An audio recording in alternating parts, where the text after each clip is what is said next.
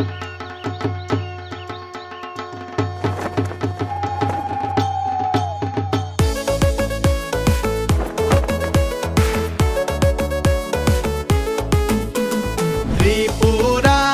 চাইছে আবার মোদি মানিক শাহর সরকার। ত্রিপুরা চাইছে আবার মোদি মানিক শাহর সরকার।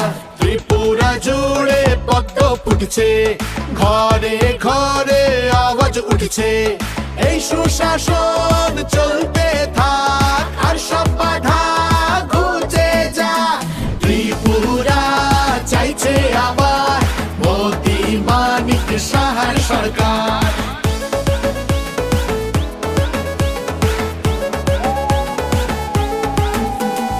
সিটিং এমপি থাকার সত্ত্বেও কেন মাননীয় এখন MP sitting MP Biplab Kumar Deb এখন মহারানী কীর্তি সিং দেববর্মাকে সিলেক্ট করা হলো কেন স্যার? দেখুন, এই বিষয়টা যে দ্বিতীয়ত আমাদের যিনি পূর্বাসনের প্রার্থী হয়েছেন উনিও নতুন নয়, উনি ত্রিপুরা রাজ্যেরই মেয়ে, রাজ পরিবারের রাজকন্যা। বিজেপি সরকার আর পিএফটি সরকার ত্রিপুরা রাজ্যে গোটা ত্রিপুরা রাজ্যে কীরকম ডেভেলপমেন্টের কাজ করেছে স্যার? আপনি নিজের মধ্যে ছিলেন। দেখুন, ডেভেলপমেন্ট কি হয়েছে বা কি কাজ করেছে আমি ওদেরকে প্রশ্ন করছি, ওরা বলুন বিজেপি সরকার কি করেনি, এটা আগে বলুন কি করেনি, তারা বলুন কি করেনি। আইপিএফটির সঙ্গে গত 2018 সালে আমাদের অ্যালায়েন্স হয়েছে, আমাদের জোট পার্টনার হয়েছে, আর বর্তমানে ত্রিপুরা মতো যে সংগঠন রয়েছে তার সঙ্গে আমাদের অ্যালায়েন্স হয়েছে, তাদের সঙ্গে আমাদের সমঝোতা হয়েছে। তার একটাই উদ্দেশ্য যে আমরা সবাই মিলে এক ত্রিপুরা শ্রেষ্ঠ ত্রিপুরা গঠন করব। আমাদের মধ্যে কোনো বিভেদ থাকবে না, আমাদের মধ্যে কোনো মানে এইভাবে অবিশ্বাস থাকবে না। সেই বিশ্বাসটাকে ফিরিয়ে আনার জন্য এই জোট আমাদের। গত মার্চ 2 তারিখে যেটা দিল্লিতে ত্রিপুরাতে একট হয়েছিল স্যার, ওটাই নিয়েও কোয়েশন হয়েছে যে এটা বিজেপি ত্রিপুরা মথাকে ঠকিয়েছে, কলা পাতা দিয়েছে, কি বলবেন স্যার এটা নিয়ে? স্যার সংক্ষেপে স্যার।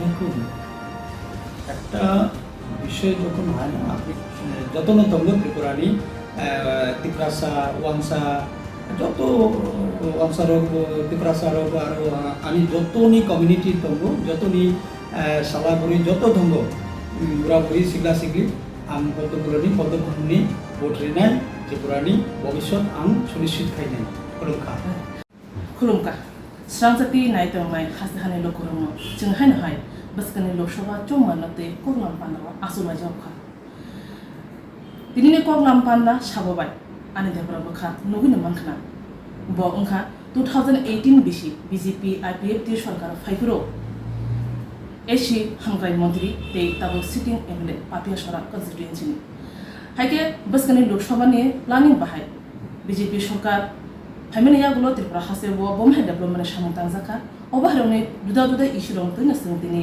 सारबाय प्रग्राम सालायना सारनो चिनि स्टुडियो लामसुको चिनि प्रग्राम सारंखा पापिया सरा कन्स्टिट्युएन्सीनि ताबनि सिटिं एमएलए बरमगोनां भगवान चन्द्र दास हाइके স্যার স্যার আমরা প্রথমে এটাই প্রশ্ন থাকবে যেটা বর্তমানে এখন সিটিং এমপি রয়েছে দুইজন সিটিং এমপি থাকার সত্ত্বেও কেন মাননীয় এখন MP sitting MP Biplab Kumar Deb এখন মহারানী কীর্তি সিং দেববর্মাকে সিলেক্ট করা হলো কেন স্যার? দেখুন, এই বিষয়টা যে নতুন মুখ নয় বা নতুন মুখ নয়, আর দুজন আমাদের সিটিং এমপি রয়েছে। ভারতীয় জনতা পার্টিতে নতুন হয় না, পুরানো হয় না। আমরা যারাই বিজেপিতে কাজ করেন বা বিজেপিতে যারা রয়েছেন সবাই আমরা এক পরিবারের লোক। দায়িত্বের কাজের পরিবর্তন হয়, কখনো কখনো কাজের পরিধি বাড়ে। যেমন আমি আজকে স্টেট জেনারেল সেক্রেটারি রয়েছে, একটা সময়টা জেলার মধ্যে আমার কাজ সীমাবদ্ধ ছিল, আজকে গোটা রাজ্যে আমাকে কাজ করতে হয়েছে। আমাদের পশ্চিম ত্রিপুরা আসনে যিনি রয়েছেন উনি এই রাজ্যের প্রাক্তন মুখ্যমন্ত্রী ছিলেন এবং রাজ্যসভার সাংসদও ছিলেন। সুতরাং আমাদের দল, আমাদের কেন্দ্রীয় নেতৃত্ব সিদ্ধান্ত নিয়েছেন ওনাকে এবার লোকসভা নির্বাচনে।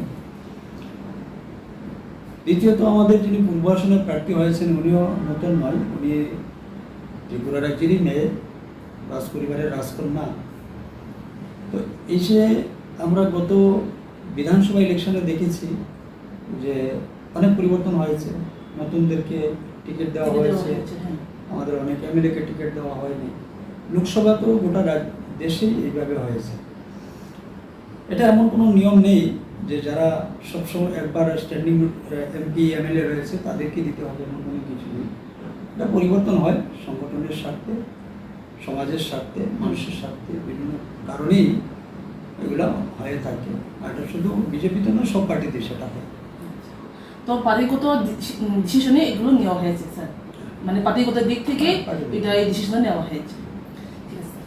আর আমি যদি সেটা খাতামজাंनाय माने खातामजांनाय को उनखा सिनेसार ब मानिकक तिप्रासने को ब्रह्म ब हमके सावि मानो हानि बागैनो आं जराव बांला ते को बर तुनि मिक्स खलाय आं सारबे को सावि दङो স্যার आनि सिगानि मुसुं मानिक अबसे थानाय बेसि बाव মানে গত 5 বছরে সেন্ট্রালে বিজেপি, স্টেটে বিজেপি, এই 5 বছরের মধ্যে ও বেশি বাও বিজেপি সরকার, আইপিএফটি সরকার ত্রিপুরা রাজ্যে, পুরো ত্রিপুরা রাজ্যে কিরকম ডেভেলপমেন্টের কাজ করেছে স্যার?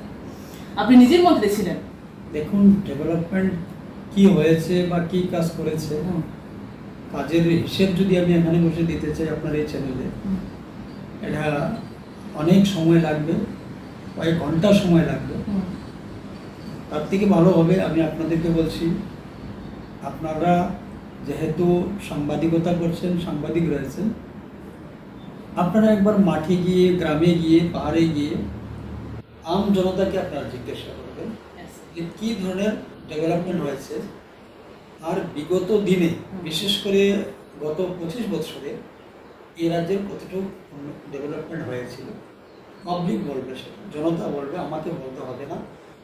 আজকে যা কিছু হচ্ছে সব আমাদের চোখের সামনে হচ্ছে, সব আমরা দেখছি আমরা সব কিছু। প্রধানমন্ত্রীজি ত্রিপুরা রাজ্যের মধ্যে উনি একটা পাখির মতো চোখ রেখেছে ত্রিপুরাকে ডেভেলপমেন্ট করার জন্য। কারণ এখানে জাতি উপজাতি একটা বসবাস রয়েছে এবং খুবই পিছিয়ে রয়েছে ত্রিপুরা রাজ্যটা। বাংলাদেশ সীমান্ত বর্ডারের সঙ্গেই আমরা রয়েছি, তিন দিক বর্ডার পাশেই বাংলাদেশ, এবং উত্তর পূর্বাঞ্চলের একটা শেষ প্রান্তে এই আমাদের এই পার্বতী রাজ্য, পাহাড়ি রাজ্য ত্রিপুরা।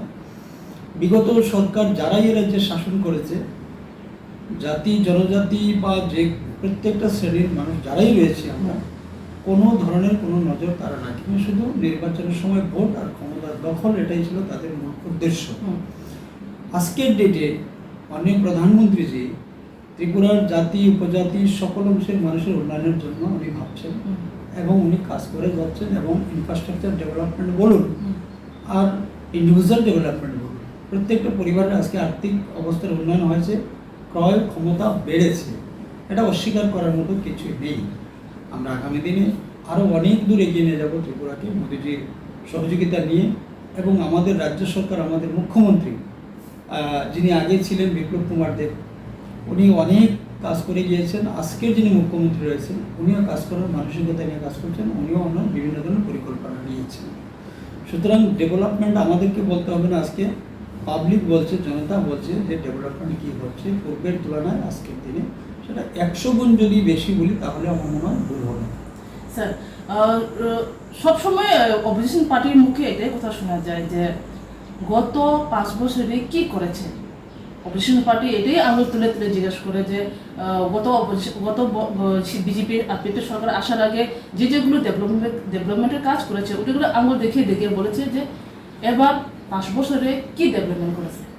আমিও ওদেরকে বলছি আপনাদের চ্যানেলের মাধ্যমে, ওনারা দিল থেকে মন থেকে চিন্তা ভাবনা করে বলো যে 5 বছরে কি করিনি, সেটা আগে বলো। কি করিনি বিজেপি বা আমাদের সরকার কি করেনি, ওরা প্রশ্ন তুলছে, আমি ওদেরকে প্রশ্ন করছি, ওরা বলুক বিজেপি সরকার কি করেনি, এটা আগে বলুন। কি করেনি তারা বলুন, কি করেনি। আজকে আমরা যদি বলি যে আমাদের যোগাযোগ ব্যবস্থা কি ছিল, আমাদের যোগাযোগ ব্যবস্থা আজকে কোথায় গিয়েছে? এতগুলো ন্যাশনাল হাইওয়ে হয়েছে, আমাদের রেল যোগাযোগ, এয়ার যোগাযোগ, মানে এই যে যোগাযোগ ব্যবস্থাটা আজকে কোথায় গিয়েছে ত্রিপুরাতে সবাই চিনে। তো এর জন্যই বলছি যে কি করিনি, বিজেপি সরকার কি করেনি, সেটা আগে বলুক। তারা যে এই কাজটা করেনি বলতে পারবে না, বলার সাহস নেই, বলার হিম্মত নেই। তারা বলুক, আমি বলছি ওদেরকে, ওরা বলুক যে কী করেনি। আমরা দেখেছি 2018 সালে বিজেপি সরকার হওয়ার পরে ওরা মেলার মাঠ থেকে প্রেস কনফারেন্স, যে পাহাড়ের কাজ নেই, খাদ্য নেই, বস্ত্র নেই, অন্ন নেই, নানান কথা বলছে, নানান বিষয় বলছে। আর আজকে প্রধানমন্ত্রী জনধন যোজনাই হোক আর প্রধানমন্ত্রী আবাসন যোজনাই হোক, পাহাড় হোক, গ্রাম হোক আর শহর হোক, কোন পরিবারটা বাদ দিয়েছে যে প্রধানমন্ত্রী আবাসন যোজনার ঘর পায়নি? 4টা পরিবার হয়তো রয়ে গিয়েছে কোনো না কোনো টেকনিক্যাল কারণে, তাদের জন্য ঘর স্যাংশন হয়ে গেছে, তাদেরকেও আমরা ঘর দেবো। অন্তত বাসস্থানের ব্যবস্থা তো আমরা করে দিতে পেরেছি, মোদিজি করে দিতে পেরেছেন। ঠিক এইভাবে এই রাজ্যের মানুষের আর্থিক দুরবস্থা ওরা করে গিয়েছে, তার জন্য ফ্রিতে চাল, রেশনের চাল দেওয়া হচ্ছে। যারা দারিদ্র সীমার নিচে বসবাস করছে, যারা বিপিএল হোল্ডার কার্ড রয়েছে, তাদেরকে ফ্রিতে চাল দেওয়া হচ্ছে। প্রধানমন্ত্রী কিষাণ সম্মান নিধি, কৃষককে উন্নয়ন করার জন্য প্রধানমন্ত্রী কৃষক সম্মান নিধি, যুবাদের কর্মসংস্থান, টিআরএলএমের মাধ্যমে, স্বসহায়ক দল গঠনের মাধ্যমে মহিলাদেরকে সশক্তিকরণ। তো যুবা, কৃষক, শ্রমিক, মহিলা, প্রত্যেকটা শ্রেণীর মানুষের জন্য কাজ, একই সঙ্গে সমান্তরালভাবে কাজ চলছে, সব সেক্টরে কাজ হচ্ছে। তাই বলছি যে কি করা হয়নি ওরা আগে বলুন। স্যার, বেকার সমস্যা নিয়েও প্রশ্ন তোলা হচ্ছে। যেমন বেকারের যে বিষয়টা, সেটা আলাদা বিষয়। বেকার বাড়বে, বেকার আমরা বেকার বলি না, বেকার কোনোদিন হতে পারে না। আমি কি বেকার? আপনি কি বেকার? উনি কি বেকার?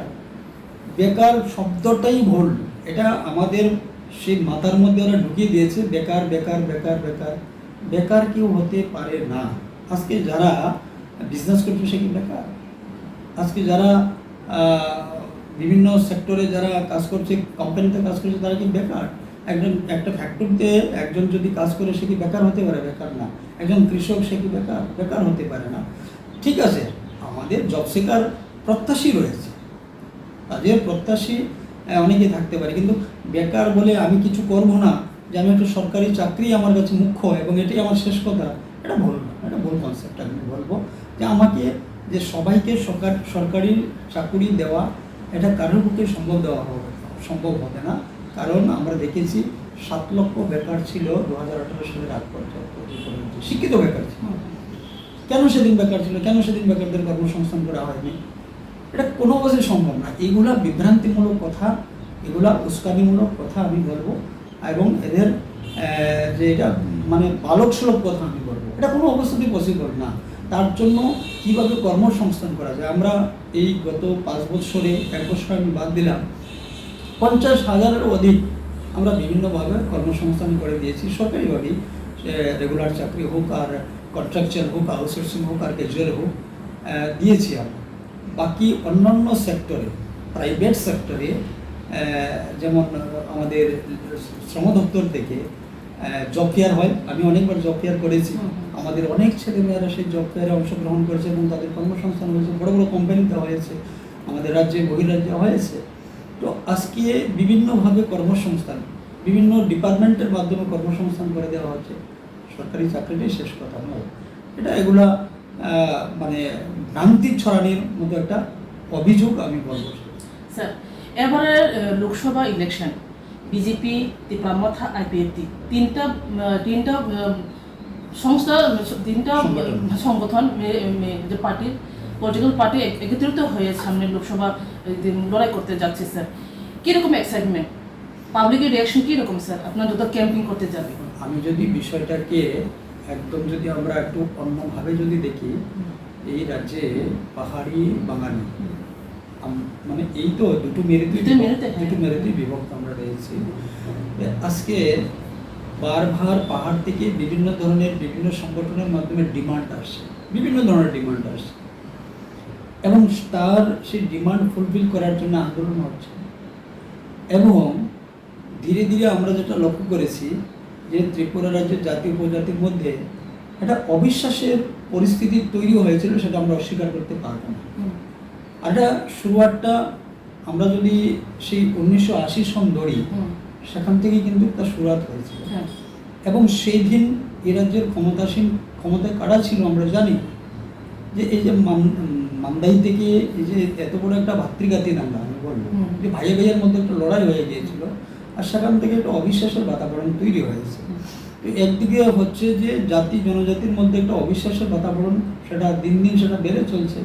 দ্বিতীয়ত হচ্ছে সেখান থেকেই কিন্তু বিভিন্ন ধরনের ইস্যু চলে আসছে, এবং আমরা দেখেছি যে বিভিন্ন সময় কোনো না কোনো সংগঠনের মধ্য দিয়েই এটা এইভাবে আন্দোলনমুখী হচ্ছে। তো আন্দোলনের কোনো লাভ হবে না। প্রথমত হচ্ছে যে জাতি জনজাতির মধ্যে একটা বিশ্বাস তৈরি করতে হবে, এবং একে অন্যের প্রতি একটা আস্থা ভরসা রাখতে হবে, এবং একটা ভ্রাতৃত্ব প্রেম সেখানে আনতে হবে, একটা মজবুত সেতু সেখানে তৈরি করতে হবে। আর যে বিষয়টা আমি বলবো যে সব থেকে বড় বিষয় হচ্ছে আমরা যেটা চাইছি যে সম্প্রীতি, তার উপরে কোনো কিছু নেই। সম্প্রীতি সব থেকে বড়। আজকে আপনি এখানে এসছেন, আমি আপনার এখানে এসেছি, তো এই যে একটা আপনার সঙ্গে আমার একটা সম্প্রীতি বা সম্পর্ক হচ্ছে, এটা কিন্তু বড় একটা বিষয়। আর এই সম্প্রীতিটা যখন ভালো থাকবে তখন অটোমেটিকলি একটা শান্তি এখানে হবেই হবে, শান্তি এটা থাকবে। আমরা যদি বলি যে এটা পরিবারের মধ্যেই দেখুন, যদি ছেলে বাবার সঙ্গে যদি ভালো সম্প্রীতি না থাকে, এখানে কিন্তু শান্তি থাকবে না। স্বামী স্ত্রীর মধ্যে যদি ভালো সম্প্রীতি না থাকে, সম্পর্ক না থাকে, এই পরিবারে কিন্তু শান্তি থাকবে না। তো সম্প্রীতি আমাদের আগে আনতে হবে। আমরা এ রাজ্যে অনেক শান্তি সম্প্রীতির কথা শুনেছি, অনেক সাইনবোর্ড আমরা দেখেছি, শান্তি সম্প্রীতির বজায় রাখুন, অক্ষুণ্ণ রাখুন, কিন্তু বারবার অশান্তি অশান্তি অশান্তি এ রাজ্যে চলছে। পাহাড়ে উত্তপ্ত হয়ে যাচ্ছে, কোথাও রাস্তা অবরোধ হচ্ছে, একটা অগ্নিগর্ভ পরিস্থিতি ত্রিপুরা তৈরি হয়ে গিয়েছিল, অনেক কিছু হয়েছে, অনেক রক্ত ঝরেছে ত্রিপুরা রাজ্যে। তো সম্প্রীতি ছিল না বলে সম্প্রীতির স্লোগান শুনেছি, সম্প্রীতির সাইনবোর্ড দেখেছি, কিন্তু বাস্তবে সম্প্রীতি ছিল না, একটা ভুয়া কথা ছিল তাদের। তো সম্প্রীতি আমাদের যদি আসে তাহলে সেখানে শান্তি আসবে। আর শান্তি যেখানে থাকবে নিশ্চিতভাবে 100% গ্যারেন্টি দিয়ে আমরা বলতে পারি উন্নতি সেখানে হবেই হবে। তো নিশ্চয়ই আমরা চাই উন্নতি, এরা যে প্রত্যেকটা মানুষ উন্নতি চাইছি, আমরা, আপনারাও চাইছেন, জাতি জনজাতি সবাই উন্নতি চাইছি। তো উন্নতি যদি করতে হয়, ডেভেলপমেন্ট যদি করতে হয়, তাহলে প্রথমে আমাদেরকে সম্প্রীতি বাড়াতে হবে। আর সম্প্রীতি বাড়ানোর সঙ্গে সঙ্গে আমাদের মধ্যে একটা শান্তির বাতাবরণ তৈরি হবে। আর শান্তির বাতাবরণ যখন তৈরি হবে, উন্নতি তখন হবেই। তাই জাতি জনজাতি সকল অংশের মানুষকে নিয়ে ত্রিপুরাকে এগিয়ে নিয়ে যেতে হবে। তার জন্যই আমাদের আইপিএফটির সঙ্গে গত 2018 সালে আমাদের অ্যালায়েন্স হয়েছে, আমাদের জোট পার্টনার হয়েছে। আর বর্তমানে ত্রিপুরা মতো যে সংগঠন রয়েছে তার সঙ্গে আমাদের অ্যালায়েন্স হয়েছে, তাদের সঙ্গে আমাদের সমঝোতা হয়েছে। তার একটাই উদ্দেশ্য যে আমরা সবাই মিলে এক ত্রিপুরা শ্রেষ্ঠ ত্রিপুরা গঠন করব। আমাদের মধ্যে কোনো বিভেদ থাকবে না, আমাদের মধ্যে কোনো মানে এইভাবে অবিশ্বাস থাকবে না। সেই বিশ্বাসটাকে ফিরিয়ে আনার জন্যই এই জোট আমাদের হয়েছে। স্যার, একদিকে ইন্ডিয়া ব্লক, তাই তো স্যার, ইন্ডিয়া জোট, ইন্ডিয়া ব্লক, অন্যদিকে বিজেপি, ত্রিপুরা মাথা, আইপিএফটি, এই একত্রিত হয়ে সামনের লোকসভার ইলেকশন হতে যাচ্ছে স্যার। এই লোকসভায় কেন বিজেপিকে ভোট দেবে? আর যদি দুটো এমপিসি যদি নিয়ে আসে স্যার, তাহলে সামনের 5 বছরে কি কাজ করবে ত্রিপুরা, হোল ত্রিপুরা ডেভেলপমেন্টের জন্য স্যার? এনডি জোট যেটা এনডি জোট যেটা হয়েছে, ইন্ডিয়া জোট এটা নয়, ইন্ডিয়া ব্লক, হ্যাঁ, ইন্ডিয়া ব্লক যেটা হয়েছে, কারা রয়েছে সেখানে? এই জোটে কারা রয়েছে? এই জোটে পশ্চিমবাংলার যিনি মুখ্যমন্ত্রী রয়েছে মমতা ব্যানার্জি, অরবিন্দ কেজরিওয়াল রয়েছে, লালু প্রসাদ যাদব, ওনার ছেলে রয়েছে। এই ধরনের কয়েকটি আজকে এদের উদ্দেশ্য কী? লালু প্রসাদ যাদব ওনার রাজনীতি করা বা বর্তমান ওনার উদ্দেশ্য ওনার ছেলেকে প্রতিষ্ঠিত করা পলিটিক্যালি। আজকে মমতা ব্যানার্জি ওনার পরিকল্পনা ওনার ভাইপোকে পশ্চিমবাংলার মুখ্যমন্ত্রী বানানো, লক্ষ্য একটাই। ঠিক এইভাবে যারাই রয়েছে, আমি সবার নাম বলবো না, এদের উদ্দেশ্য হচ্ছে যে পরবর্তীকালকে প্রধানমন্ত্রী বানানোর স্বপ্ন, নয় মুখ্যমন্ত্রী বানানোর স্বপ্ন। দেশের জন্য কাজ করার ওদের কোনো মোটিভ নেই। দ্বিতীয়ত হচ্ছে এরা বরাবর এই দেশের পরিপন্থী কাজ করে যাচ্ছে, এই রাজ্যের এই সমাজের পরিপন্থী কাজ করে, বিপক্ষে কাজ করে যাচ্ছে। আজকে মমতা ব্যানার্জি বলুন পশ্চিমবাংলাটা কী হয়েছে? পশ্চিমবাংলা আজকে অগ্নিগর্ভ পরিস্থিতি, সেখানে যেটা পাকিস্তান হতে চলছে, বানানোর পরিকল্পনা নিয়েছে। ঠিক এইভাবে আরেকজন যারা টেররিস্টের সঙ্গে একটা ভালো যোগাযোগ রয়েছে, ভালো সম্পর্ক রয়েছে, দেশে বিচ্ছিন্নতাবাদ ছড়ানোর জন্যে, দেশে অস্থিরতা ফেলানোর জন্যে। তো এরা হচ্ছে কি, এরা টুকরো গ্যাং, যে গ্যাংগুলো দেশকে বরবাদ করার জন্যে। আর অন্যদিকে ভারতীয় জনতা পার্টি মোদিজি রয়েছেন এই দেশকে ডেভেলপমেন্ট করার জন্যে, দেশের সংস্কৃতি, দেশের কৃষ্টি, দেশের সভ্যতা, দেশের সম্পদ, দেশের অর্থনীতি, এটাকে মজবুত করার জন্য মোদিজি কাজ করে যাচ্ছেন। গরিব থেকে মানুষকে তার আর্থিকভাবে তাকে স্বয়ংসম্পূর্ণ করার জন্য কাজ করে যাচ্ছেন। তার জন্য প্রধানমন্ত্রী গরিব কল্যাণ যোজনা, অনেক যোজনা চালু হয়েছে। তো মানুষ কাকে ভোট দেবে? যারা বরবাদি, দেশকে বরবাদ করার জন্য কন্টিনিউ কাজ করে যাচ্ছে তাদেরকে ভোট দেবে না, যে ব্যক্তি দেশকে এগিয়ে যাওয়ার জন্য কাজ করে যান তাকে ভোট দেবে? নিশ্চয়ই যারা ডেভেলপমেন্টের পক্ষেই ভোট যাবে। তো নিশ্চিতভাবে এবার লোকসভা নির্বাচনে দেশের মানুষ, দেশের সকল সম্প্রদায়ের মানুষ, সকল শ্রেণীর মানুষ নরেন্দ্র ভাই মোদিজিকে ভোট দেবেন। ত্রিপুরা রাজ্যে আমাদের 2 জন এমপি যাবেন এবং আমাদের অনেক কিছু পাওয়ার মতো সুযোগ রয়েছে এবং আমরা প্রত্যাশা করি সেটা নরেন্দ্র ভাই মোদিজির কাছে, ভারতীয় জনতা পার্টির কেন্দ্রীয় নেতৃত্বের কাছে। ত্রিপুরা রাজ্যে আমরা এই রাজ্য থেকে আমরা মন্ত্রী পেয়েছি, প্রতিমাদিকে আমরা প্রতিমন্ত্রী হিসাবে পেয়েছি।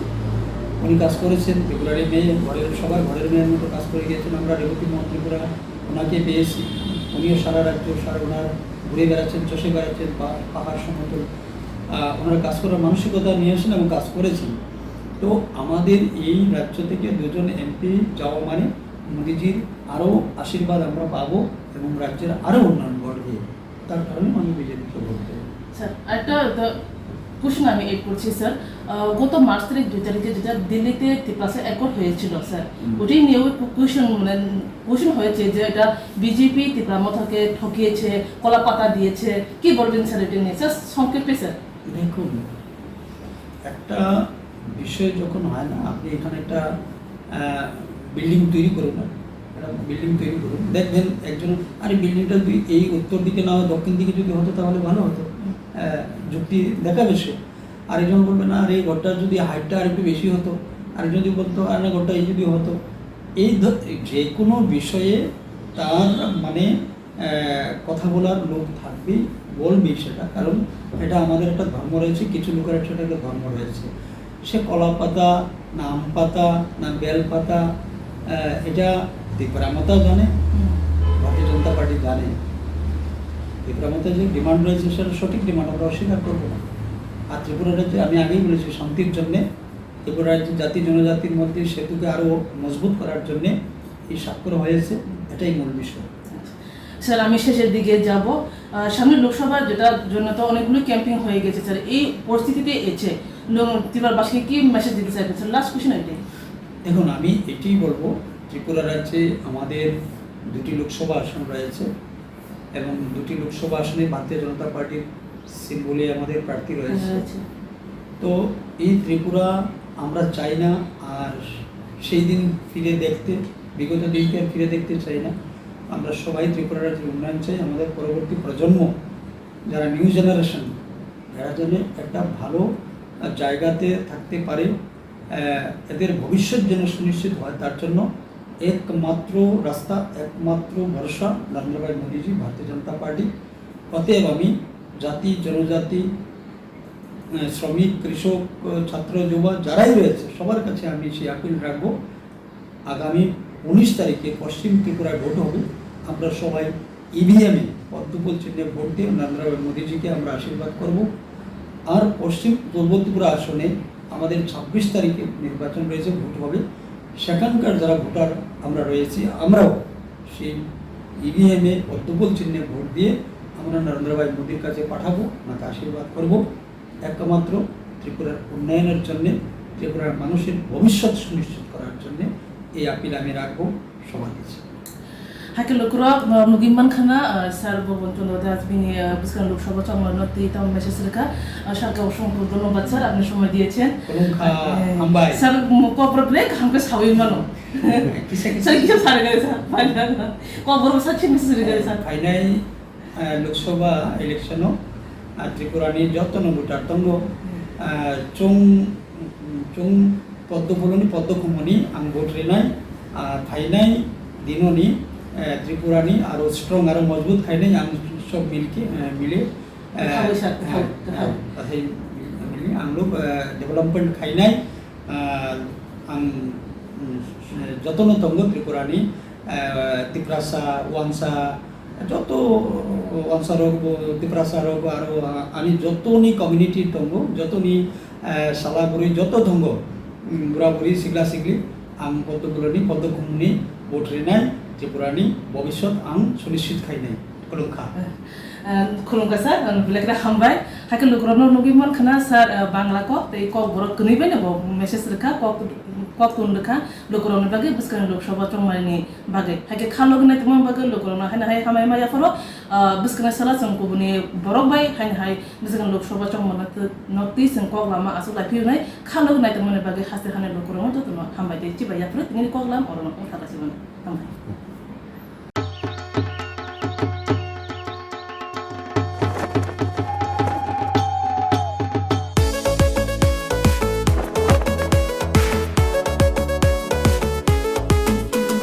ত্রিপুরা চাইছে আবার মোদি মানিক শাহর সরকার ত্রিপুরা চাইছে আবার মোদি মানিক শাহর সরকার ত্রিপুরা জুড়ে পদ্ম ফুটছে ঘরে ঘরে আওয়াজ উঠছে এই সুশাসন চলতে থাক আর সবাই